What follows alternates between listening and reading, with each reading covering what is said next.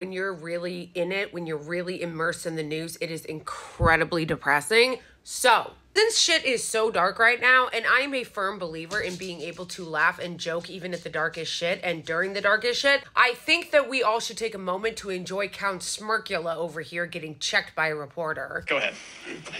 So Israel is still poised to strike Iran, and in July, Blinken said that Iran was 1 to 2 weeks away from developing a nuclear weapon. So I guess for all we know, they might have one by now. And meanwhile, in Ukraine, they've struck deep within Russian territory several times, as deep as 300 miles from the border. And in that case, we don't have to guess. We know that Russia has the largest nuclear arsenal on the planet, as many as 6,000 warheads. And so one of the risks of arming militaries that are striking in the territories of nuclear powers is that one of those gets deployed, and then it could escalate very quickly from there. So it's rarely discussed, but it's important to address that the nuclear risk is real, and it could very abruptly mean the end of what humans have worked for thousands of years to collectively achieve. And us today are very lucky to live with the fruits of that achievement, and I feel like we're treating the risk kind of brazenly.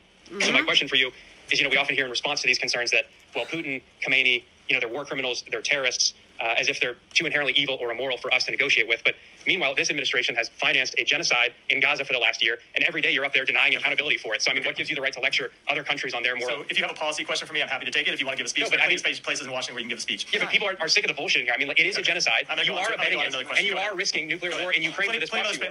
These people are literally the worst. He is the worst. Everybody in the State Department is garbage. I really appreciated what that reporter said, because not only did he check his fucking ass and he got all, new person, but what he was saying is true. We really are just acting super brazen about the fact that Russia has nuclear weapons. We just keep arming Ukraine as they're striking deeper and deeper into Russian territory. Continuing to go down the ship of war with the entire Middle East so that we can defend the genocidal fake state. And these motherfuckers stand up here and lie to your face every single day. They are garbage. They don't care about you. They don't give a fuck about any of the hurricane victims. They don't give a fuck about any American. All they care about is our tax dollars, because we're a fucking piggy bank to them. And, the bodies of the American soldiers they can go use as cannon fodder to defend the Israeli regime.